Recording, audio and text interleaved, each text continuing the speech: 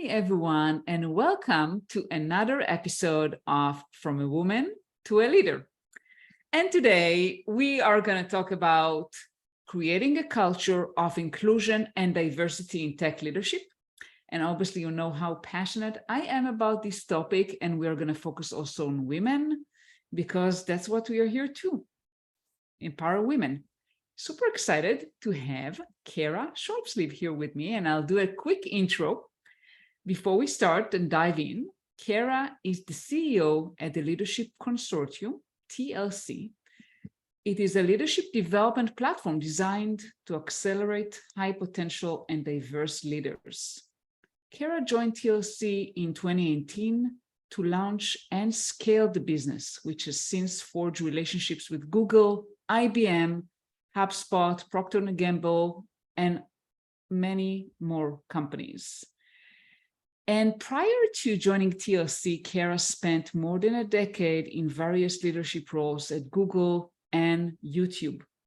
Most recently, she served as Global Director for Go-to-Market and Commercialization at YouTube, focusing on product and commercial strategy. So hi, Cara, welcome. Thank you for having me. I'm delighted to be here. I'm so excited to have you here today. I hope I didn't miss anything from your background. So if there's anything that I missed that you would like to highlight, please do. I would say, let me see. That's you got the formal bio. So I would say the informal. I am also a working parent to the extent that is helpful to anybody in terms of how they are looking at opportunities in their workday. So I'm a working parent. I'm a lover of all things outdoors. So I'm a nature lover, an outdoor enthusiast. And that's what doesn't show up on the official bio. Yeah, absolutely. I love the outdoors as well. Although it's steamy hot here right now in Israel. We're recording in August, which is like super hot and humid. Where are you based? I am in the Boston area. So steamy, but not quite as steamy. Yeah, wonderful. I'm actually going to the Boston area. We can talk about it later. I'm going on Friday. Yes, welcome. We'll be glad to have you in town. Yeah. So perhaps, Cara, we can start with you sharing a little bit about your background and your journey to become the CEO of the Leadership Consortium. Definitely. Yeah, I'd love to share. As you covered in your intro, I had a lot of experience in tech as a sector. So I am a lover of technology. I love the application of technology. I love a lot of the premise of technology, which is, interesting way to solve problems in new and different ways. So loved my time in tech. As you mentioned, I had done about a decade at Google. And some of the things I loved most, I loved growing and scaling the business. As I said, I liked trying to solve problems in new ways. I became a huge lover of human capital. So I just loved the amount of difference that had been around us in a lot of the types of teams and organizations I was working on, and just seeing when teams are truly in flow, how powerful it is. So those were all things that I had sort of loved. And I was thinking about starting my own thing, which I had not done outside of the walls of Google. I had done that within Google, and that, as we know, is not quite a fair comparison. So I was excited to be outside the walls of Google to grow and launch a business. And my passion area around human capital was top of mind for me.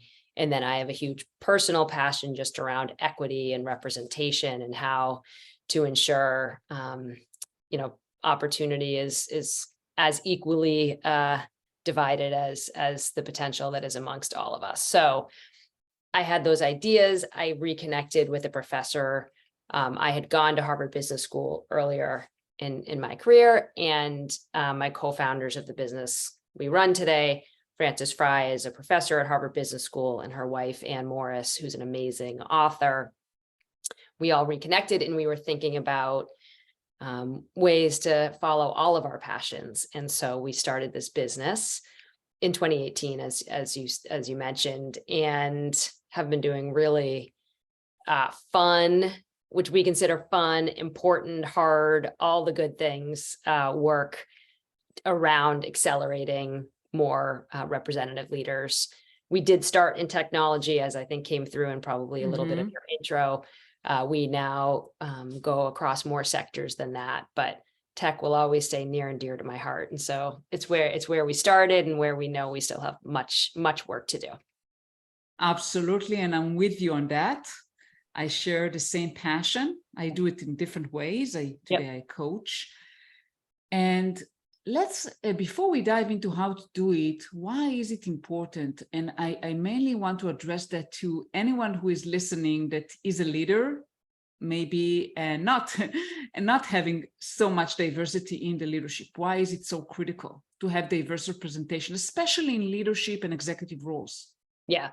I mean, I always say there's many reasons to do it, but if you want to start with business rationale, businesses are more successful. So your enterprise will be more successful if you are more representative throughout your ranks, but clearly through your leadership ranks. And that is often because many of the products and services we collectively offer across tech, but all these other great sectors, need to get into the hands of users or consumers who are very representative. And so as we think about how can we meet the needs of the markets out there, we obviously will be best served if we can be more representative of that difference all the way through the design, delivery, and iteration of the amazing products and services we all bring to market.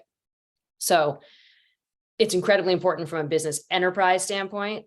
It will also bring you great joy as a human when you think of the growth and development and acceleration you will get when you are exposed to difference. So there is a business reason to do it.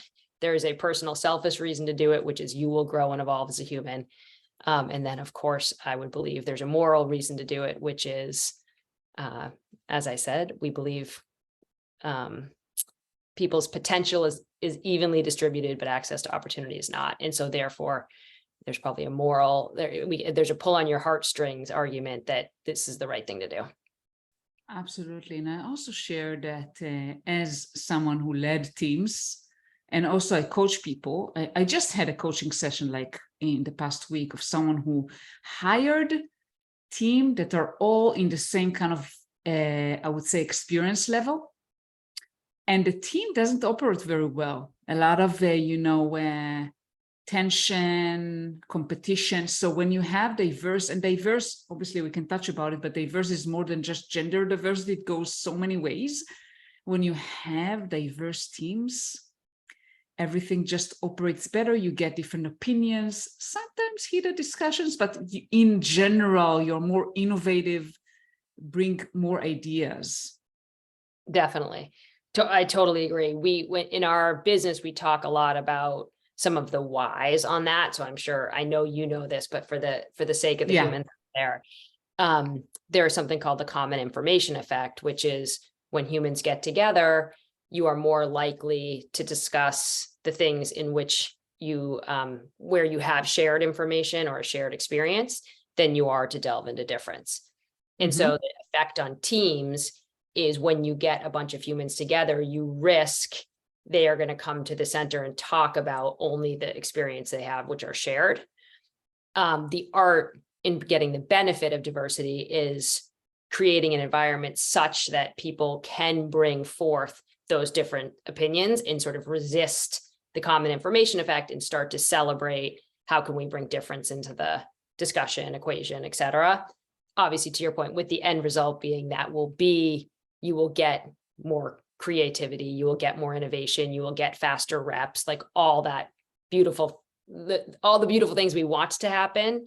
We have to sort of fight against the common information effect, which is not a bad thing in and of itself. It is probably how we evolved as a species to come together and hunt and gather. And yet, as we are evolving, we need to fight against that a little bit. Yeah, and sometimes it's a little bit, less comfortable, right? I mean, it's harder. For sure, definitely. Yeah. I mean, yes, and I think that is why there's a beauty to being able to share similarities. So there's a comfort in being same, and then there's a natural discomfort in navigating difference.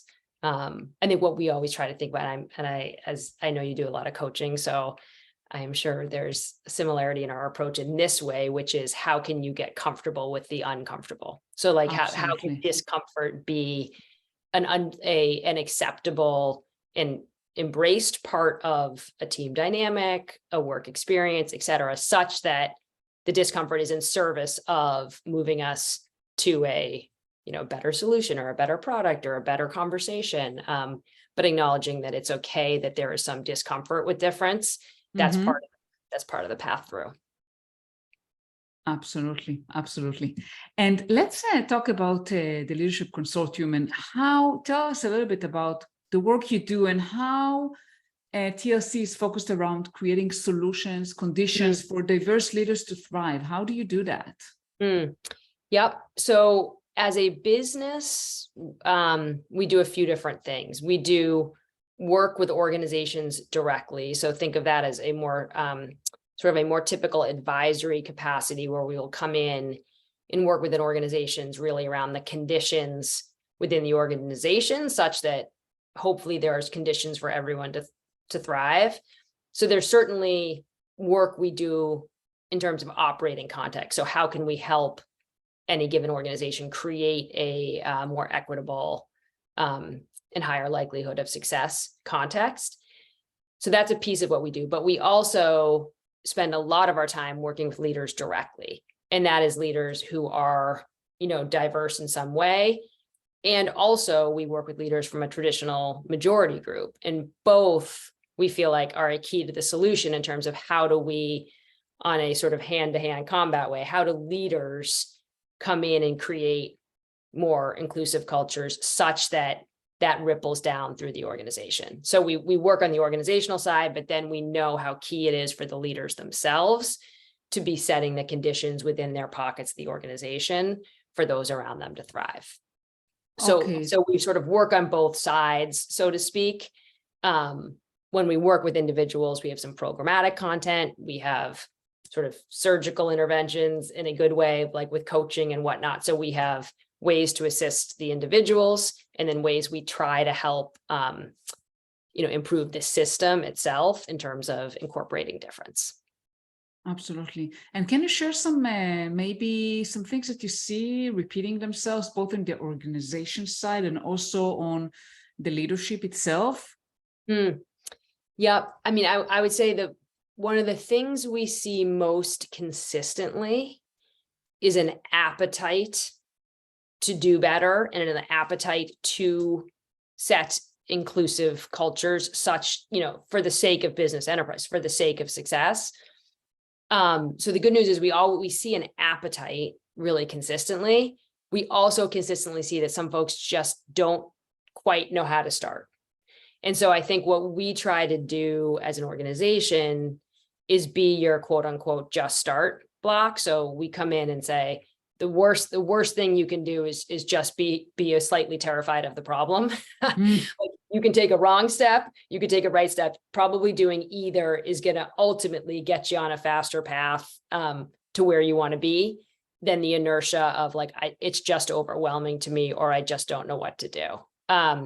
So the good news is we get an opportunity to work with pretty forward-thinking companies who I would say are very far along the journey in terms of setting up really inclusive, empowering environments.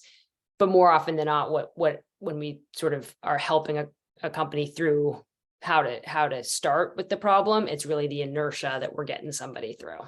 Mm-hmm. In terms of consistent themes, we see, as I said, I feel really lucky with the roster of clients with whom we work.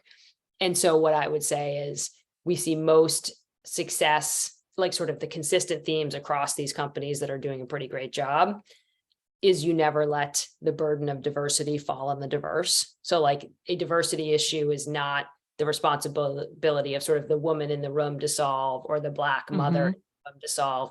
The burden of diversity should be held by the group, not the diverse human, however you qualify that human. And so what we see is the most successful companies are working to enable diverse humans, and also sort of the majority group humans that, for better or worse, sit in the majority of the positions of power. So that's something we see consistently, and some of the best allies and advocates are those majority group humans who have and sort of an outsized impact on outcomes and do an excellent job creating cultures for others to thrive. That's great. And let's say I have a company, all male, white male at the top. I mean, this is what we see usually. Yeah. And I see that all the time with, startups I'm working with. I mean, it's all men at the top. And let's say they are open and they want to change that. Yeah. How do they start? What are like some first steps they can take to start kind of creating that inclusive culture? Yeah, totally. I'm going to go even back further. The first thing I always say is the sooner you start in terms of getting diverse perspectives around your respective table, whatever that may be, the better, because as we know, the law of large numbers, the further you get and the more humans you have, the harder it is to change representation. So I would always say, for any of us who have the benefit of talking to companies who are pretty young in their life cycles, the guidance is build everything from day one with an eye around inclusive systems. And so that is, that's not just quote unquote hiring or who's sitting at it's all the system and processes we collectively have as we build a company. How can we think about sort of equity and equitable access within all of our systems, whether that's hiring, compensation, benefits, just as you think holistically. Mm-hmm. Period. If you have gotten to a point where you do have a fabulous set of open-minded humans sitting around a table with the one challenge that they are all from, the same majority group, I would say the biggest thing is, first start with education. So, hey, does everybody understand that things would be even more fabulous if we had more diversity in the system? So if there was more diverse points of view to help innovate, sounds like from your point of view, the answer would be yes, they want to be there. Mm-hmm. So then the two things I would always say is who do you have within your organization that you can fast track into positions of influence? So within, maybe it's not at that top tier, but as they look through succession planning, how can you fast track some internal talent who already has the benefit of understanding the operating environment and whatnot? So path to success might be higher than external hire. So how can you fast track the talent you have within the organization? And then, doing the hard work of ensuring, as you're looking to bring more talent into the organization, what can you do to ensure difference is prioritized as it should be for business success. Mm-hmm. Those would be the two things I think we would coach on. That's great. And how do you help underrepresented talent or diverse kind of groups to rise? Yeah.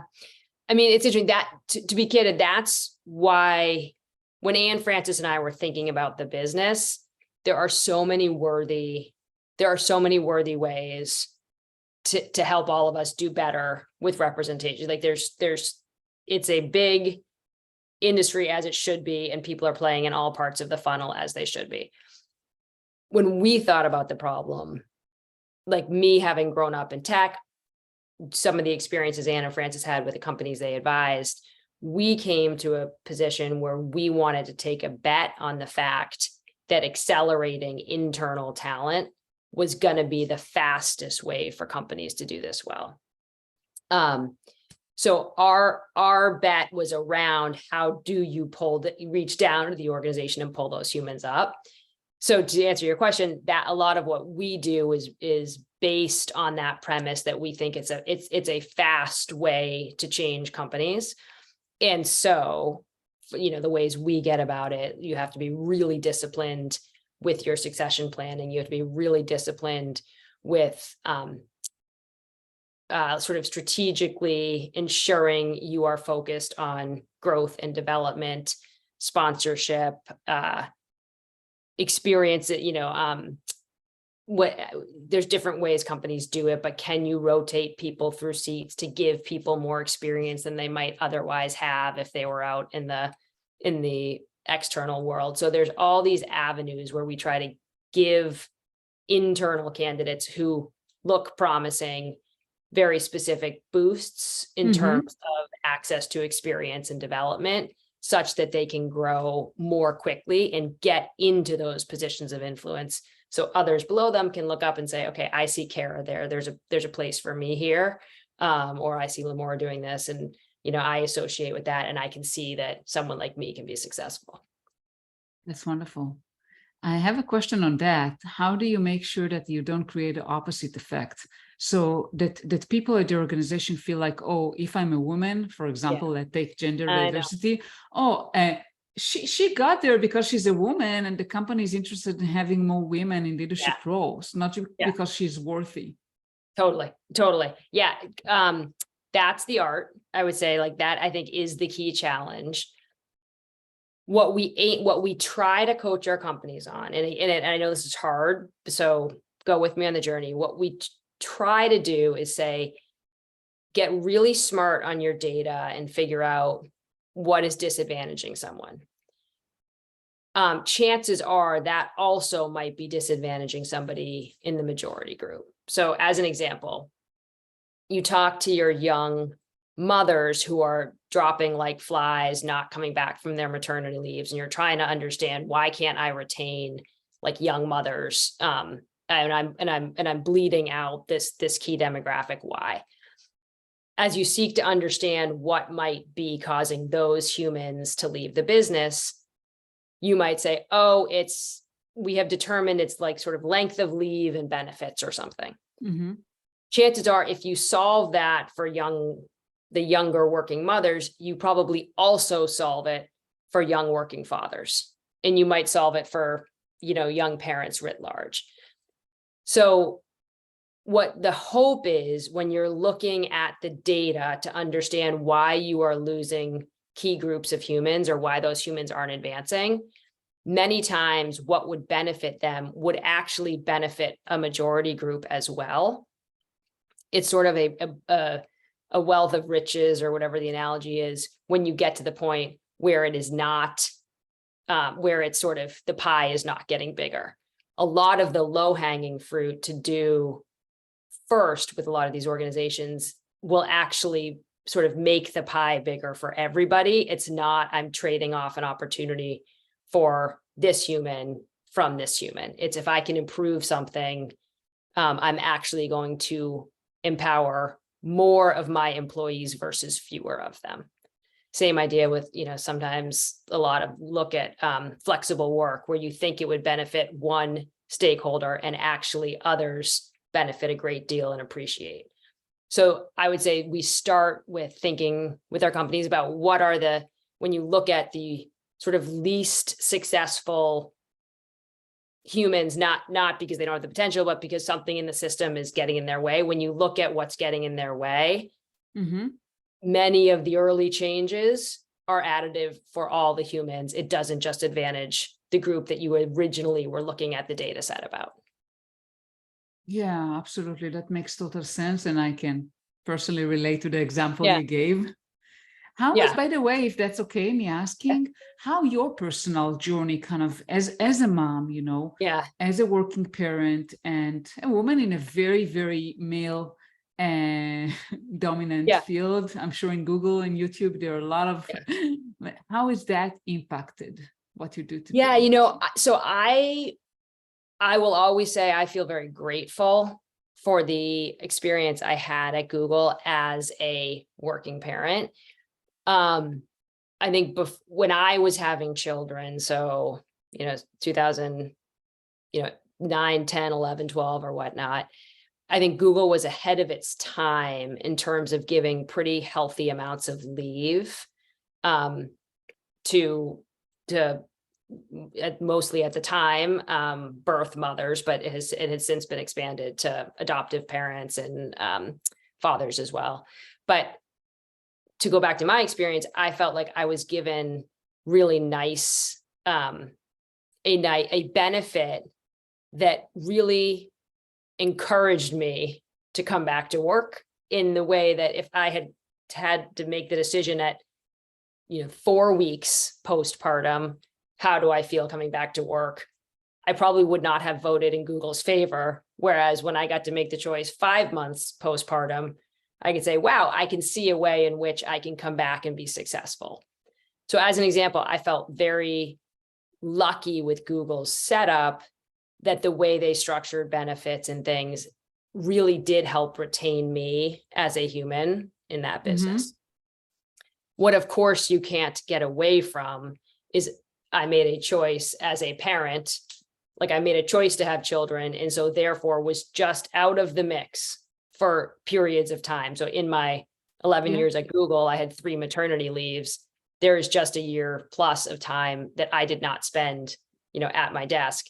That I would say that's a hard thing to get around. That's probably some personal choice. And I chose, hey, I want to have a family. And so that will be a year I'm not sitting at my desk doing my job. Do I think it hurt me in the long run? Certainly not. In the short run, like, did I see opportunities come up that I might have thrown my hat in the ring for if I was sitting at my desk versus being on maternity leave? Possibly. And I think that's probably, for better or for worse, something on a human level you have to decide. I am going to make some choices on when I'm going to be in and sort of with my work hat on, and when I'm going to pull out and sort of recharge as a human so that I could be prepared for the next opportunity. Yeah. So thank you for sharing. Yeah. So I think personally, like I would do it the same way 100 times over. And yet you certainly, for me as a working mom, I certainly had moments where I would see opportunities sort of go by and wish, if I wasn't on leave or I wasn't doing this thing, would I have done that perhaps? And again, I could have put my hat in the ring. That was just sort of my personal choice, was to say, I'm going to take this time to get myself back in work in order. Absolutely. And I can relate to you as well. I have 4 children, but 3 maternity leaves because the last ones are twins. Okay. Good for you. Wow. I'm always impressed with parents writ large, but parents of twins, it's like defies physics. I've just like, I know, enough times or hands, in the day. Yeah. And yes, sometimes we need to make some conscious decisions and prioritize. And I agree with you that for the long run, I didn't feel it hurt my career. But yeah, when you look maybe at a specific time, maybe you feel, oh, okay, am I doing the right thing? Or like you see somebody, like you see somebody get a promotion and like, it can't help, every coach in the world will tell you, don't externally validate, look at your own path. And yet it's really hard as a human not to look at those people and say, I lost 6 months, off the starting block. So totally. I think the other thing that I don't know how, I hope people talk about, but I think the other piece for me this is my personal experience, but I know it is not unique. People focus a lot about, okay, what happens when you're sort of on maternity leave and not at the table.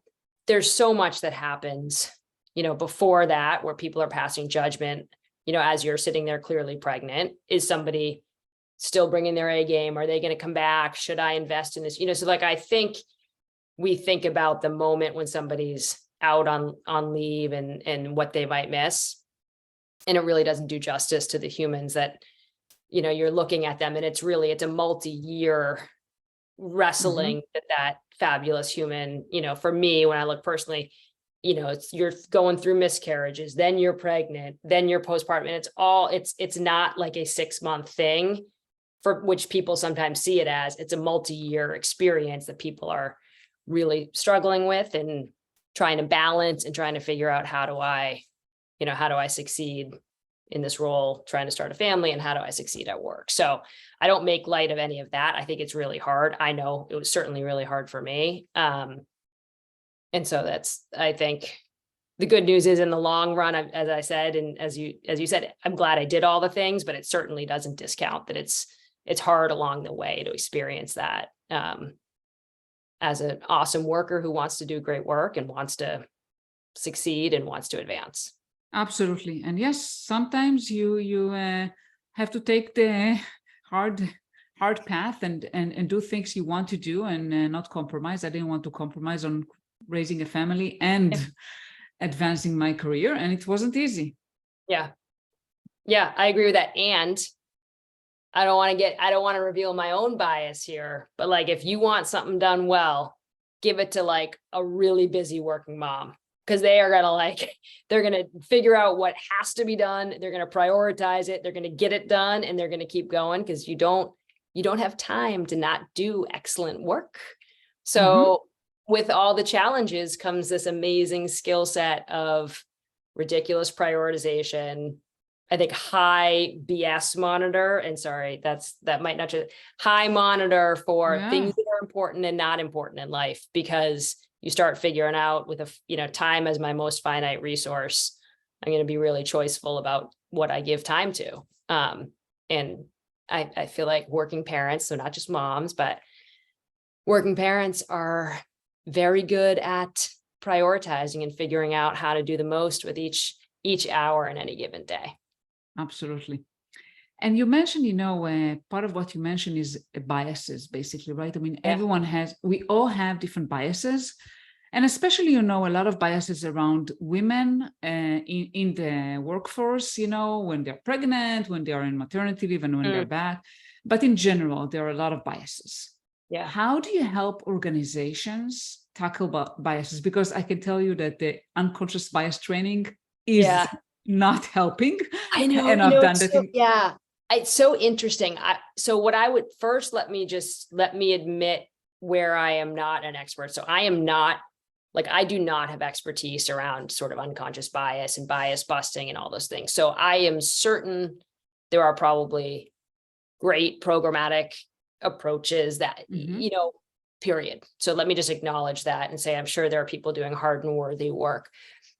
What I would say is to come back a step, I think a more a generally applicable construct to offer to somebody is, how can you use curiosity and not judgment?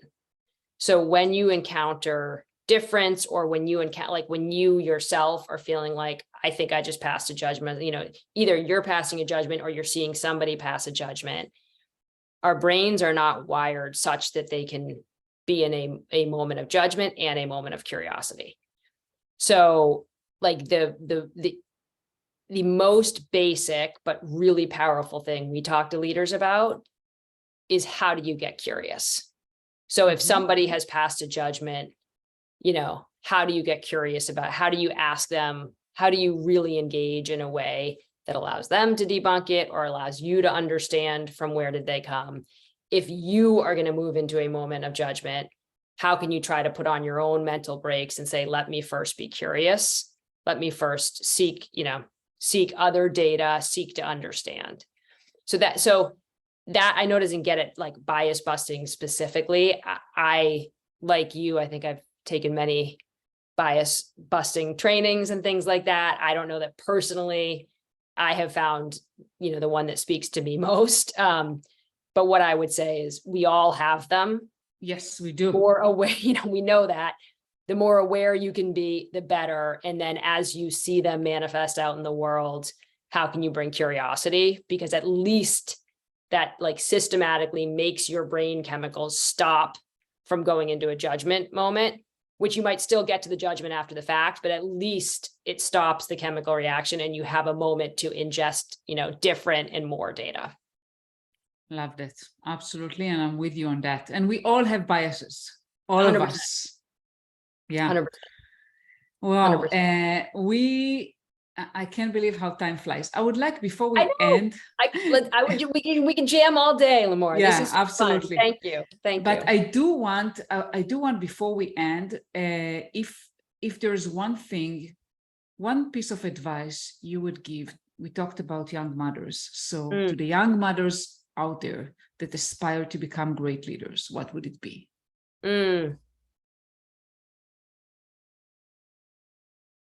The one piece of advice, everything's going to look better after 9 hours of sleep.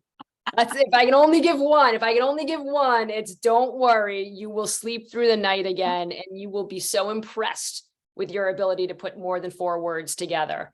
And it's going to happen, and the world's going to open up for you. So that if I can give one piece of advice, it's don't worry, sleep will come back to you, and you will operate again as a fully formed human. That's the one piece. The second piece would be, this is going to make you such a powerful human and executive, and taking on something new that you've never done, that you're in beginner mindset. Again, all the things that parenthood does to you as a human is going to serve you so well as an executive. But it's okay if you don't see it in this moment. Take a nap, and maybe you'll see it later. Yeah, take a nap for sure.